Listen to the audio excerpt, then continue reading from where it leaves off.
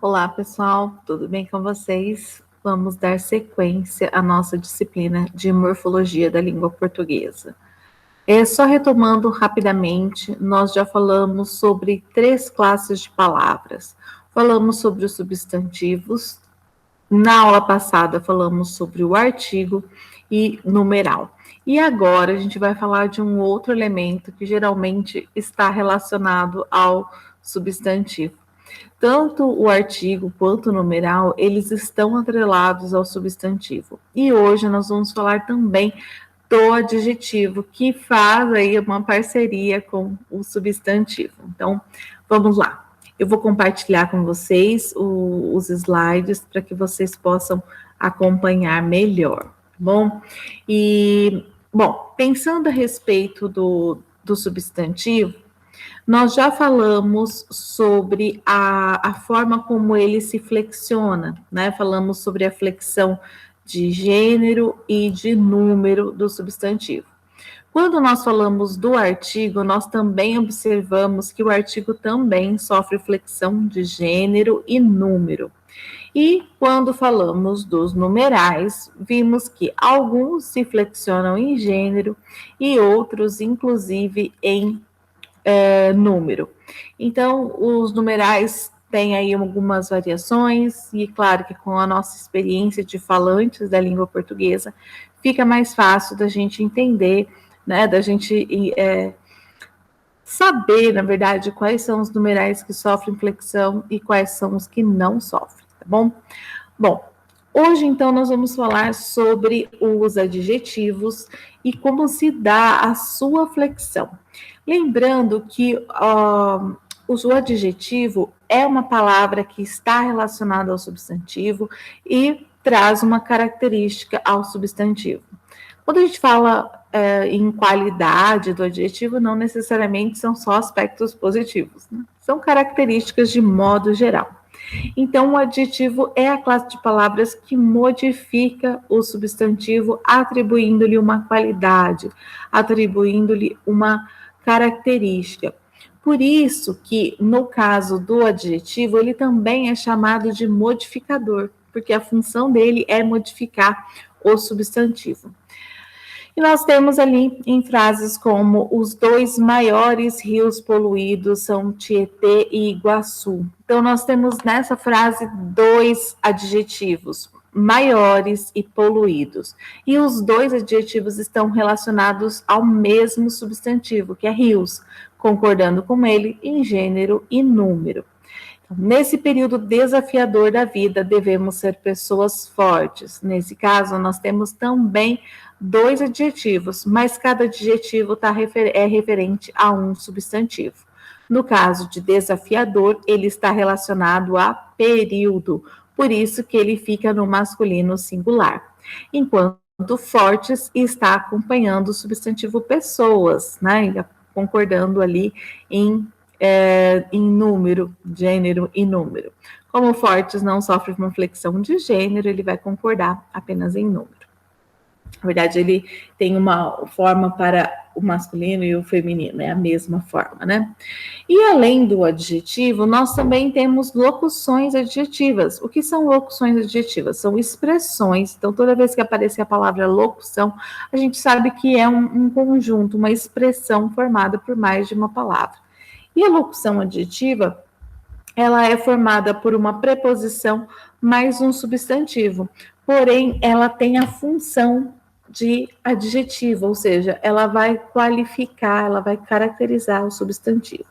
Como, por exemplo, ali, homem de sorte. Esse de sorte, ele é equivalente a sortudo, né? Um adjetivo. Por isso, essa expressão é uma locução adjetiva. Da mesma forma ali, amor de mãe, esse de mãe, equivale a materno, que é uma característica de amor, né? Então, por isso, também é uma locução adjetiva. Em relação à flexão dos adjetivos, eles vão flexionar, assim como os substantivos, em gênero e número. A respeito da flexão de gênero, nós temos os adjetivos que são uniformes, ou seja, aqueles que têm uma única forma, tanto para o masculino como para o feminino, como fato comum, resposta comum.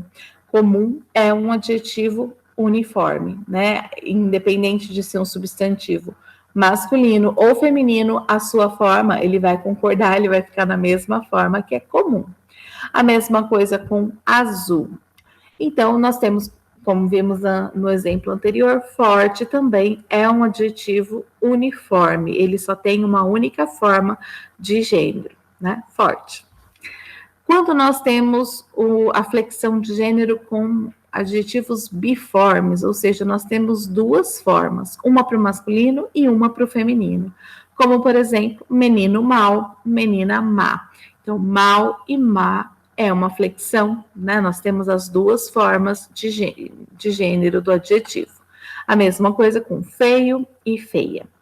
E nós temos os casos de adjetivos compostos, né?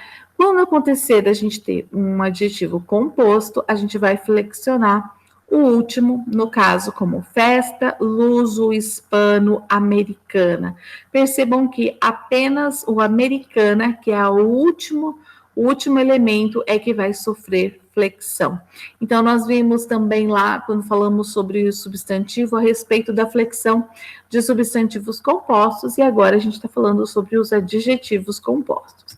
Então, quando for composto dessa forma, a gente só vai flexionar a última palavra, o último adjetivo, o último elemento.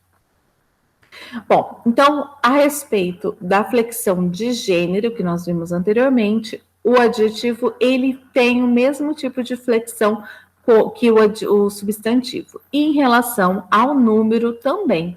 Então, nós temos como regra básica o acréscimo do S, né? Então, longo, longos, igual, iguais. Lembrando que aí esse iguais, porque é terminado em AL, da mesma forma como nós vimos, são as regras do substantivo, são as regras também do adjetivo.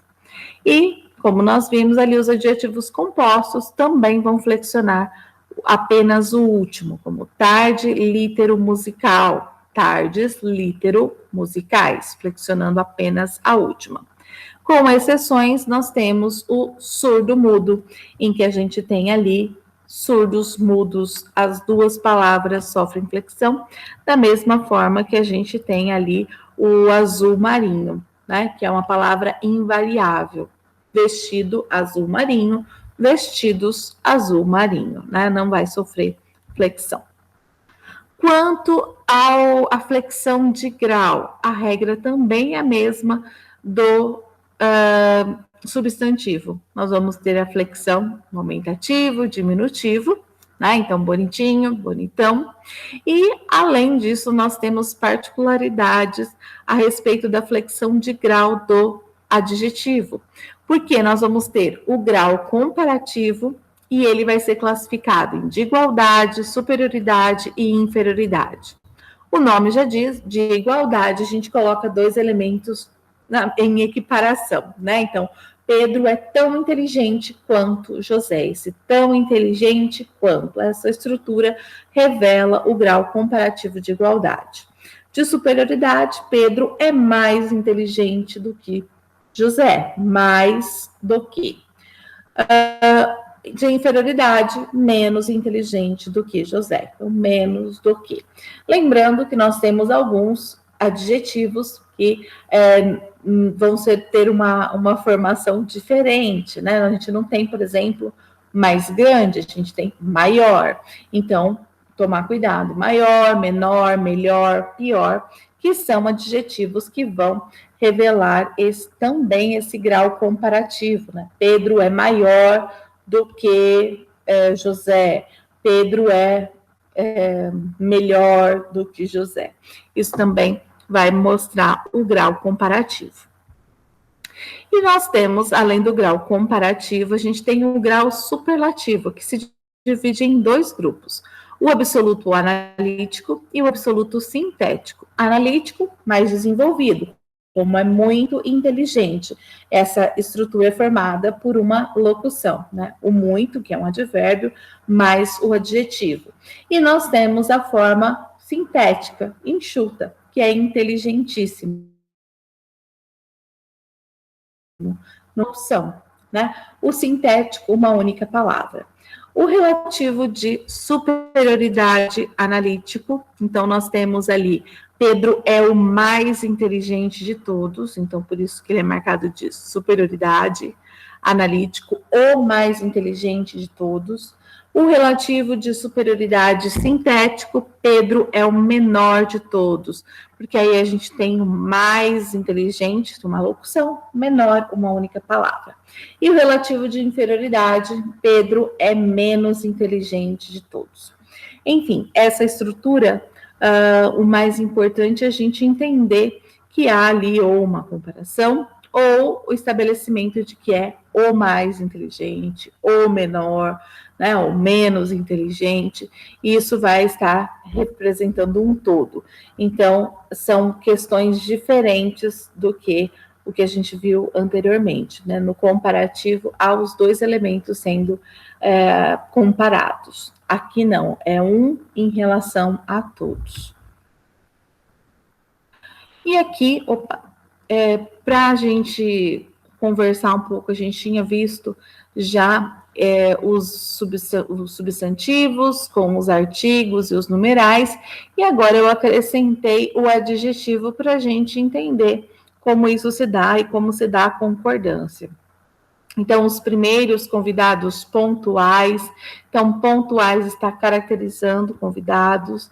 As 3 empresas poderosas. Então, poderosas está concordando em gênero e número com empresas, que é o substantivo a que ela se refere. Uns animais selvagens, também concordando no plural. Aqui eu coloquei uma locução adjetiva, ó, os 4 moradores de rua. Esse de rua é uma locução adjetiva porque está caracterizando moradores e é uma expressão, né? E os 10º alunos premiados, então aqui premiados é um adjetivo de alunos. Então, só para a gente entender que todos esses elementos, tanto o artigo, quanto o numeral, como o adjetivo, eles estão ligados a um elemento que é principal na organização das frases, que é o substantivo. Por isso, eles concordam em gênero e número com o substantivo. Claro, quando eles tiverem esse tipo de flexão, né? Porque, como nós vimos, nem todos os adjetivos e nem todos os substantivos vão flexionar em gênero, nem todos vão flexionar em número. Tá? E aí, lembrando que, quando nós vimos a questão do grau, que o grau não é uma concordância, né? É opcional, é uma escolha feita pelo autor. Ele pode usar o aumentativo, ele pode usar o diminutivo, desde que tenha um fim estilístico no seu texto, tá bom? Vou tentar aqui voltar e a gente já conclui. Então, é isso. Espero que tenha ficado claro para vocês essa relação com o livro e que a gente consiga retomar esse conteúdo posteriormente. Até mais.